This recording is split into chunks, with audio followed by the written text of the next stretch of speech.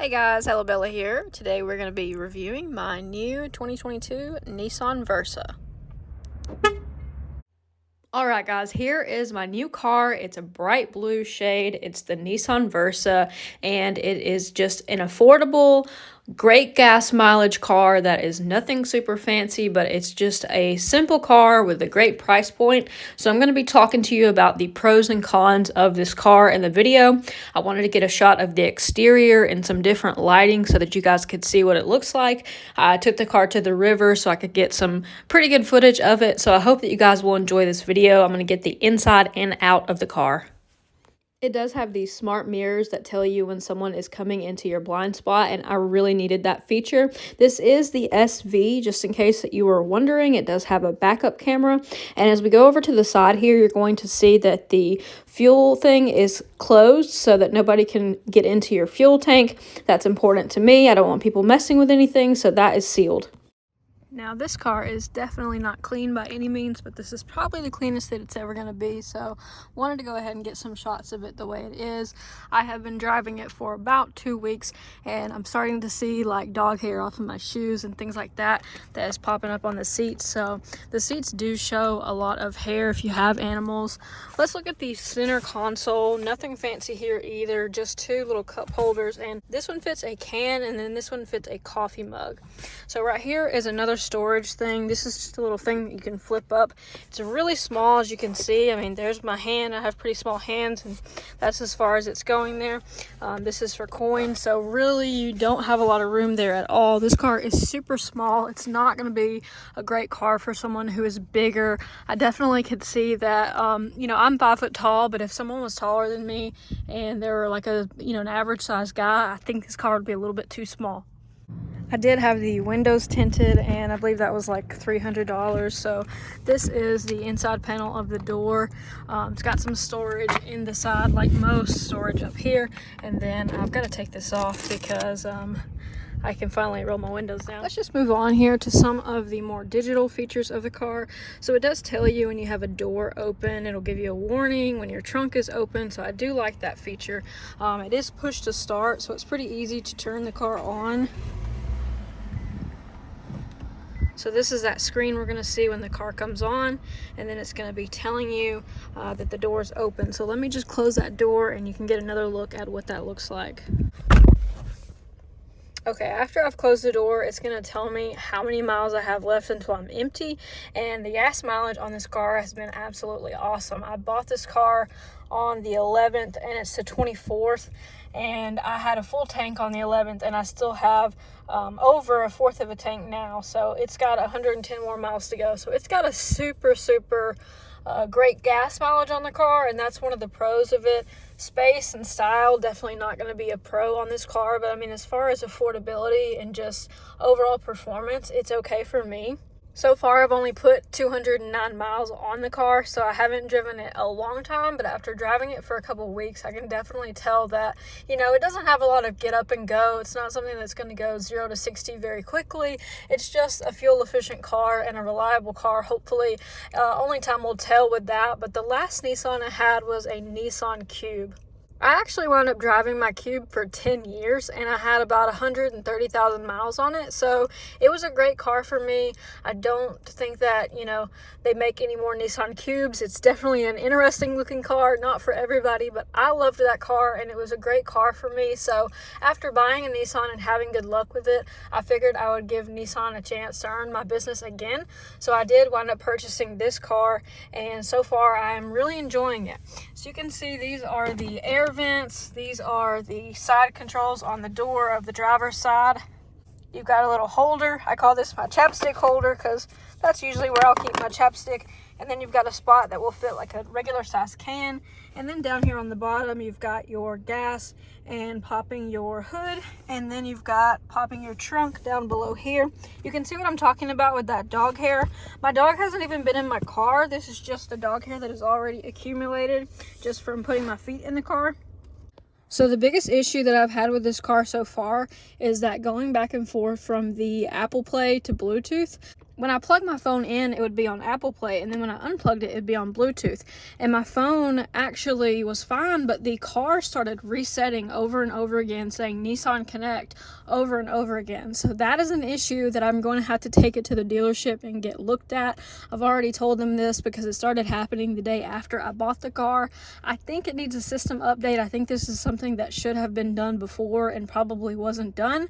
I'm not really sure. So until I get, some kind of result from that, I can't say that I'm 100% happy with the car. I think that it should have been fixed before, and it could just be something that is going to have to be resolved with these cars. But you should be able to go from Apple Play to Bluetooth without the screen resetting over and over again. And I've had some people say online that there were issues with the Rogue as well. I did get this as a Christmas present from my boyfriend. He knows that I like to put my phone up here on my dash, and the last one that I had was just falling off over and over again. So he got me this one that I really like. It actually stays put, so I think that is something I still want to have. Even though I do have the screen, sometimes I just like to look at my phone, especially if I'm looking for like directions on like Waze. Overall, I'm pretty happy with my car. I think that, when people buy a car, they have a lot of different reasons for buying or not buying certain cars. And for me, the main thing that I wanted to factor in was good gas mileage, affordability, and the purchase price of the car, and just enough space for me to conduct business. One of the things I do for my business is haul a lot of boxes, so it's still easy to fit the boxes in the back seat of this car. It's not a huge back seat, but it's as much space as I need.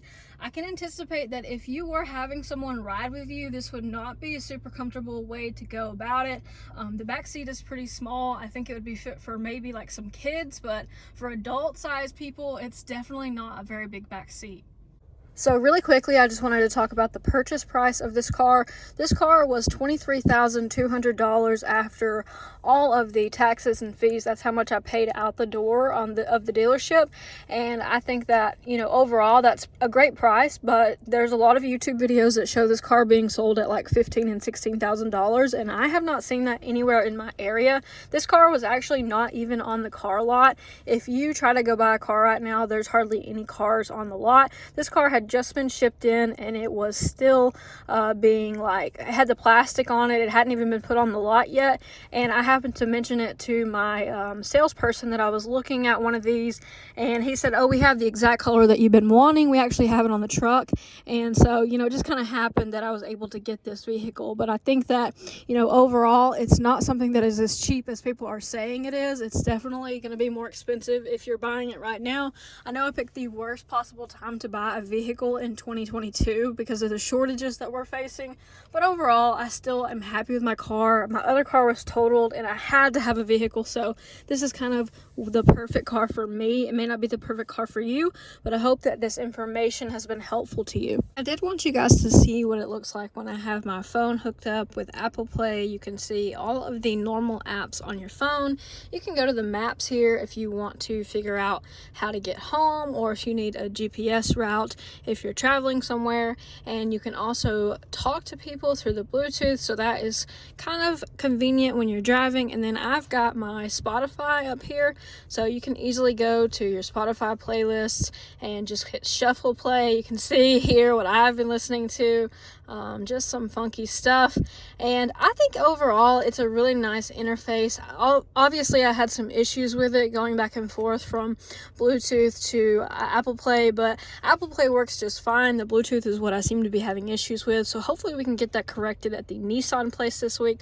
But overall, I really do like everything so far. If you go to the camera button here, if you click camera, you can see the display settings on the camera, and you can change things around. You can see right now the brightness, the contrast, the tint, the color, and so you can play a lot with the settings on this particular car. I think that overall it's definitely the smartest car I've ever owned. I haven't bought a car in 10 years like I told you guys, so anything to me is going to seem cutting edge after I've been driving a 2012 model around for so long. Okay, I did want to show you guys the trunk, so let me just pop it and I will take a look inside.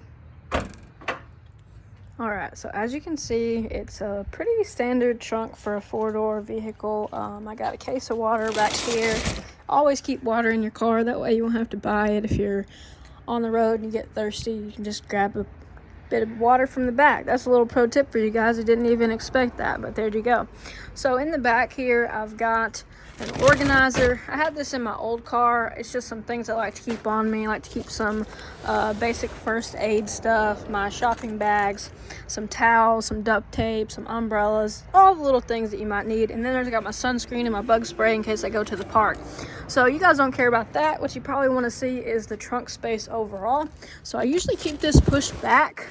So if we push that all the way back, you can see here that you've got a pretty deep trunk. I did notice that when I traveled, I could put my whole entire suitcase in the back of it. So that's something that you might want to, know about. It fits 2 larger suitcases side by side, and there was more space on top. If you're looking to travel and do some trips in this, it can still be a good car for that. Just keep in mind, it's a smaller car, but it has great gas mileage. So that's going to be another one of those pros for this car. Wrapping up with a final look at the car here, and I just wanted to kind of show it one more time and let you get a good look at it.